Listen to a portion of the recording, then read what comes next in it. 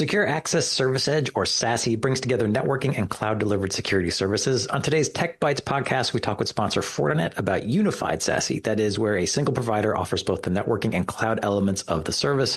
We discuss essential elements of unified SASE, Fortinet's notion of sovereign SASE, bringing Gen AI into the offering, and more. Our guest is Nirav Shah, VP of Products and Solutions at Fortinet. Nirav, welcome back to the podcast. So first, what does Fortinet mean by unified SASE? What are the components essential to a unified SASE approach? Yeah, thanks, Drew. Great having been here again. Fortinet's unified SASE is really our approach to provide a single vendor solution which can enable secure access for this hybrid workforce, accessing any application securely with the zero trust principles. Are there also components to that are essential to this approach? What are the pieces and parts that I'm looking for in a unified SASE solution? Yeah, look, when we look at the unified SASE, there are two key core components. One part is the cloud-delivered security services edge, what we call FortiSASE. Mm-hmm. This is where we consolidate all of the main functionality from Secure Web Gateway, CASB, ZTNA, to DLP functionality. And we also make sure that this is well integrated with our on-prem SD-WAN solution. But Drew, what's key here is while the SASE discussion is not new, we have been discussing for last couple of years or more, it is more important that we have single unified console. And that's why I think the unified SASE as a naming makes sense, because you want to provide a management where you can consider all of these capabilities I talked about and have a single SaaS-based management. And same for agent, right? It's not just connecting from an SD-WAN, but along with that, you want to make sure the connectivity is flexible. So we often talk about the benefits ranging from unified, flexibility, and intelligent to showcase how the secure internet access, private access, SaaS access could be done. I think you're getting to why I would want to do this. I mean, a lot of the people listening, Nirav, would have deployed maybe multiple vendor network solutions. So they've got their core network provided by someone and their SASE may be provided by someone else. You're arguing for unified SASE. So, and again, I think you're getting to it already, but why? What are the benefits of me doing it this way? Yeah, I think the first thing that we hear a lot from our customers is this need for a consistent protection, consistent enforcement. So as you rightly said, it's very normal for customers to have a on-prem firewall and SD-WAN solution from one vendor and this cloud-delivered SSE solution from second vendor. But oftentimes when you have that, the security is inconsistent, right? The management has been not that streamlined. The integration has been a problem. So there is more desire to consolidate those solutions. So now, whether it's firewall, SD-WAN on-prem or SSE on the cloud, if vendor can provide a consistent management, consistent security updates, that is much easier for them. And that's where the unified SASE kind of helps them on that journey. You talk about tool fatigue. If I've got SASE or SSE services provided by someone different from who my core network might be, then I'm hopping from tool to tool to tool to make all this stuff happen. And what you're arguing is that, hey, if I do unified SASE with Fortinet, then I've got a consistent interface, consistent policy, and so on across that infrastructure. Exactly, Ethan. And is important there is it's hard to kind of build that consistency. But we go back to the FortiOS, the software which we built on firewall for last 20 plus years. And that FortiOS actually provides the full stack of SASE that we talked about. So for Fortinet, it's been always about how can we deliver the same capabilities which is available on-prem to also for SSE, right? And that's where we build this global cloud network and enable those services. So now it's flexible for customers. Where do you want to use the SASE stack? Right. And that's been very helpful to them. So, of course, you can't have a conversation about IT today without talking about AI. Can you talk about what Fortinet's doing in regards to Gen AI and incorporating it into your SASE solution? Yeah, certainly. Look, the generative AI and the way we can help our customers to simplify NOC operations and for SOC has been top of our mind. So what we did is we introduced FortiAI. That's our Gen AI assistant available as a feature as part of our NOC and SOC tools. And really the idea here is for our NOC tools, Uh, it can use or it can support 30 different languages. So customers can use voice to text for a simple questions which can be converted into the Fortinet configuration. And we can do other things to simplify that day zero and day one configuration as well. So you're talking about the capability to use sort of natural language queries if I want to extract some kind of information out of a dashboard or the console that I'm working from. Exactly. So now let's say you just want to know more details about how many IoT devices we have across the network. The Gen AI tool, that FortiAI feature will help you provide that data. It can further drill down and provide do they have any vulnerabilities for those IoT devices and can further go down as well. So a lot of such use cases we enabled for SD-WAN, for IoT devices, as well as for threat hunting on the SOC side as well. So what is your Gen AI model trained on? It sounds like it has knowledge of network topology, maybe network telemetry is being used as well. Exactly. I think what we started doing is we started training them on specific use cases. So our initial use cases, look, you wanted to build an SD-WAN topology. Rather than rewriting all the configuration, you can literally upload an image with hub and spoke, and we can enable that as a configuration, which can be drilled down to all the sites. So we have now identified the use cases and then rolled out as part of those tools. One concern that folks have with AI is that it means a lot of data is being collected, probably put in a cloud somewhere. What are you doing to make sure that that sensitive telemetry data is protected? I mean, the privacy is absolutely key, right? And we make sure that the data that we are processing, we are masking them. So privacy has been always the top priority there. Also, a lot of information is being done locally. So we have a local proxy service there as well to do that. So yes, Drew, making sure the privacy is key as well as the accuracy of responses. We don't want to support everything. So we are very clear about which use cases are supported. And if you're asking anything outside of the scope, then we are very clear on those answers. Okay, so instead of making something up, it'll just say, I don't know. Correct. Which is exactly what I would prefer, honestly. Yes. Now, there's a technique that's being deployed more often called retrieval augmented generation, which is a way to enhance a model that's been previously trained on a set of information to add new data to that. Are you able to incorporate RAG into your AI? We certainly support that, Drew. Yeah. And that's where I was referring to earlier, where the documentation access, the technical documentation, which we can retrieve and make sure we provide the information accurately based on those questions is key. So we started using the RAG technology as well. Okay, so as new updates get made to documentation, I'm assured that I'm getting the most clear and correct answers from my Gen AI interface because of RAG. Exactly. Well, if we can't have a conversation without talking about AI, we also can't have a conversation without talking about zero trust, Nirav. So the serious question here, if we're talking about unified SASE, does that mean I have end-to-end zero trust with that sort of an architecture?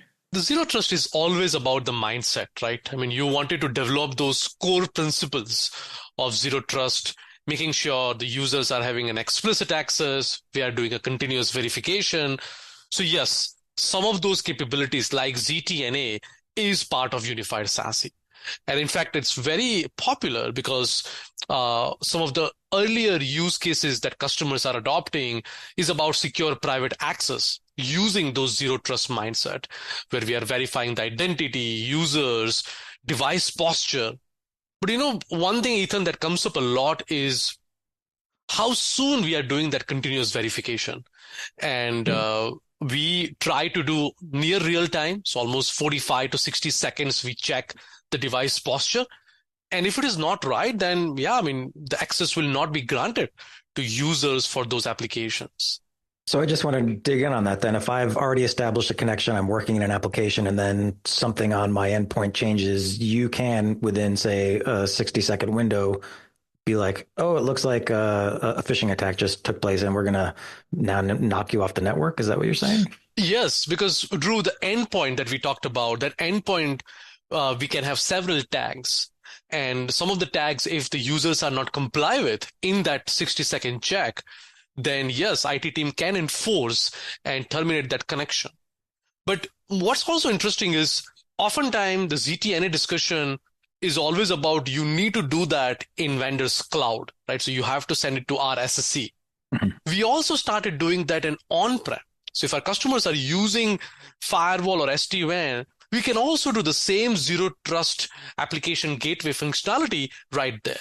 So having that flexibility has been very important. And then certainly we can terminate connection if they are not following those tags. So is this a use case where I've got, say, like a traditional client server app in my data center and I've got a firewall complex in front of that, as opposed to shunting traffic back out to a cloud for inspection and then back around again? I can just go through the firewall complex and get that same zero trust and continuous assessment? Exactly. And in fact, at Fortinet, we have deployed for our own employees as well. Certainly, every organization are going to have some private application in that campus or in some of the data center. So this gives them flexibility on where is the application and which technology is deployed there, rather than always sending the traffic to the cloud and then do that application gateway and enforcement check. So yeah, we do give that flexibility, and we call it kind of a universal ZTNA, because now it allows you to universally do that enforcement where your users and applications are. Okay, so we've got universal unified SASE. Yeah, making it easy, aren't we? U squared SASE. No, unified SASE is definitely an offering name, and the ZTNA is one of the capability, one of the feature, which is universally applied where customers want. So this ability to do local inspection brings up this notion of sovereign SASE. Can you talk about what sovereign SASE means? Yeah. So as we talked about our FortiSASE offering, over the last several years, as our focus has been building the most global cloud network, right? And we now have over 150 point of presence. So customers can use where the users are. Now, we have seen two types of users, right? There are certain countries where they prefer that the POP is following the local regulation. The data resides in that specific country. So we do support that for several countries, and that is one of the use case customers have adopted. But then we have seen this second requirement where there are large financial customers or service providers. They even prefer to have their own data center, where those data centers they want to use as a POP for a security processing. So Drew, we are now rolling out sovereign SASE, where we can facilitate customers to build that infrastructure with a lot of automation that we provide. So you're saying I'm essentially running SASE capabilities, but inside my own private data center, as opposed to having to shunt traffic into a public cloud instance? Exactly. So you can have those data centers, which are your customer's data center. They are running for example, let's say the FortiGate nodes, which does the security processing, but it is owned by you. The security processing and logs remains there. We do provide orchestration. So we provide the flexibility of orchestration and graphical user interfaces from our locations, but everything about data plane and logs remains with customers. But I can also control, if I'm not doing that, I don't want to bring all that in. I still want to use the Fortinet cloud. I can control where in the world, which POPs are accessible by my endpoints. Certainly. Yes. And that's where I mentioned, Ethan, we have seen the privacy and data residency requirement varies depending on the user, depending on the customer profile. A lot of customers are happy as long as, that particular Fortinet point of presence is following the local regulation. But there are some extreme requirement for customers where they wanted to own the data center and own the entire data flow and more. So what are my other consumption options here? Is this, I guess I should put it this way. I've got Fortinet boxes. I tend to think of you guys as like delivering me a box that I put in a rack and I plug it in and it does things. But if I'm consuming SASE services, and a lot of those are cloud-based, should I think of that as a SaaS offering then? Absolutely. I mean, FortiSASE is really a SaaS offering. We are offering that across all of those 150 POPs, where customers can just connect via agent or an agentless, and we provide an inline inspection via the cloud network. It comes with its own SaaS management, so FortiSASE management, which can manage all those 15 SSE capabilities through a one console. And there are a lot of flexibility of how you connect to FortiSASE. Yeah, one I talked about is agent, which is FortiClient Unified Agent. Agentless, you can use SD-WAN.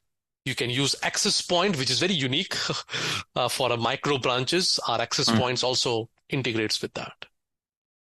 But the fact that it's being delivered as SaaS means I get things like I don't have to worry about the hardware. I don't have to worry about power. I don't have to worry about scaling. That's handled for me because this is essentially software as a service. Yes. So as exactly the way you described, we take care of all the software upgrades, maintenance updates, what typical SaaS service do. But Drew, what's exciting is this is on our rapid monthly release. So we are rolling out new innovations as we go. For example, we just rolled out more innovations into remote browser isolation and ZTNA, secure private access. So we do those and customers take advantage of those monthly new innovations. Okay, right. That's the other part of SaaS is that the application stack tends to get upgraded more quickly as well. Correct. So Nirav, last question then. We've been talking about SASE. We've been talking about it as a SaaS service, but there is also an endpoint piece, a client piece. This is more than just a VPN client or a firewall client, yeah? Yes. So FortiClient, which is our software agent we are developing since last 15 years, can do a lot more, right? And not only it can provide the connectivity for VPN, Zero Trust, SASE, and digital experience monitoring, but it can also do an endpoint protection. It can also integrate with our NAC products and all. In fact, Drew, in few days, you will see that we will be talking about EDR integration as part of the same agent. So now you have EDR available with all the other functionality I talked about to provide that true unified agent. All right. Well, if folks want to find out more about the unified SASE offering or anything else from Fortinet, Nirav, where do you recommend they go? Yeah, go to our website, Fortinet.com. On the homepage, you will find a lot of information about the SASE and the summit. And you guys are holding a SASE summit coming up, right? Yeah, that is something I'm really excited about because a lot of things we talked about today, the SASE summit, we are going to do live demonstration about unified agent and the FortiSASE, and we'll talk about sovereign SASE in depth as well. So yes, look forward to that. All right. So if you want to get that information, go to Fortinet.com and just find the links for the SASE Summit. It's happening October 10th. You can register for that or also get a replay. Nirav, thank you for being here, and we appreciate Fortinet being a sponsor. And as always, thank you for listening. You can find this and many more fine, free technical podcasts along with our community blog. It's all at packetpushers.net. You can find us on LinkedIn. You can hear us on Spotify. And if you would, leave us a rating on Apple Podcasts. And last but not least, remember that too much networking would never be enough.